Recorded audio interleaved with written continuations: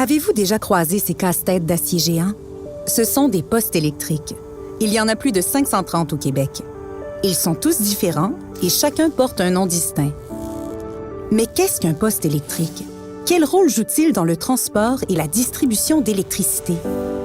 Un poste électrique relie des parties du réseau qui ne sont pas au même niveau de tension.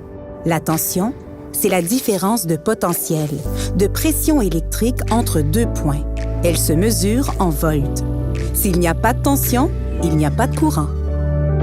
Le rôle principal du poste électrique est d'élever ou d'abaisser le niveau de tension de l'électricité avant qu'elle arrive à nos maisons. Il sert aussi à diriger l'électricité, c'est-à-dire à choisir le chemin qu'elle va prendre pour se rendre à destination et à protéger le réseau. La tension de l'électricité n'est pas la même partout entre les centrales et les maisons. Lorsque l'électricité parcourt de longues distances, la tension peut aller jusqu'à 735 000 volts. On parle alors de très haute tension. Mais à la maison, nos appareils fonctionnent à 120 ou à 240 volts.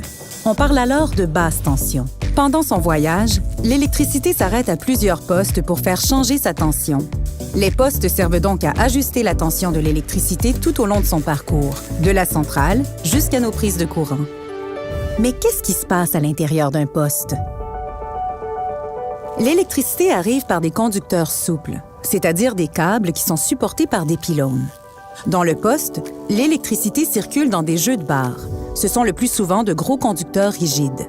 On mesure la tension de l'électricité en volts, à l'aide d'un transformateur de tension, et l'intensité du courant en ampères, au moyen d'un transformateur de courant. L'électricité passe ensuite par le disjoncteur. Il protège le réseau ainsi que l'équipement du poste en coupant automatiquement l'électricité quand un problème survient.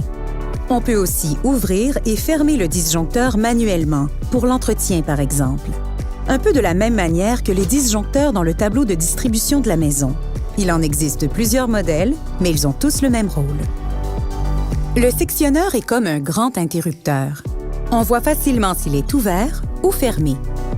On s'en sert à plusieurs endroits pour déconnecter des appareils du réseau ou pour offrir un autre chemin à l'électricité. C'est un équipement indispensable pour la sécurité des personnes. Voici maintenant le transformateur de puissance, le cœur du poste. C'est dans cette grande boîte verte que la tension est élevée ou abaissée. Ici, le transformateur fait passer la tension de 315 000 à 25 000 volts. Près du transformateur se trouvent des parafoudres.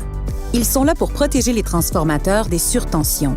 En cas de foudre ou de manœuvre, ils dirigent l'électricité vers le sol. Dans le sol, il y a justement un dispositif de sécurité qui protège l'ensemble du poste, un quadrillage de fils métalliques. C'est une grille de mise à la terre. Elle répartit dans le sol l'électricité envoyée vers elle par mesure de sécurité. Après son passage dans le transformateur, l'électricité est dirigée vers d'autres jeux de barres, disjoncteurs et sectionneurs, puis vers sa prochaine destination. Dans le dernier poste du réseau de transport, l'électricité sort par des câbles souterrains ou aériens. C'est son arrêt final avant qu'elle soit distribuée dans différents quartiers. Pour permettre à Hydro-Québec de savoir et de coordonner ce qui se passe dans le poste, tous les appareils sont raccordés à des équipements de commande et de protection dans un bâtiment de commande. La plupart du temps, les manœuvres y sont effectuées de façon automatisée ou à distance par télécommande. Voilà pourquoi les postes paraissent souvent déserts. Les équipes d'Hydro-Québec s'y rendent seulement pour effectuer certaines manœuvres et des travaux d'entretien et de réparation. Mais attention, malgré leur apparence paisible, les postes abritent bien des dangers d'électrisation, voire d'électrocution. Personne ne doit s'en approcher ni y entrer. Seul le personnel d'Hydro-Québec, pour qui les postes n'ont pas de secret, peut y pénétrer toujours vêtu d'un équipement de protection approprié. Alors, la prochaine fois que vous apercevrez un poste électrique, vous saurez ce qui se passe à l'intérieur. Vous ne les verrez plus comme des casse-têtes, mais plutôt comme des arrêts importants du parcours de l'électricité, de la centrale jusqu'à nos maisons.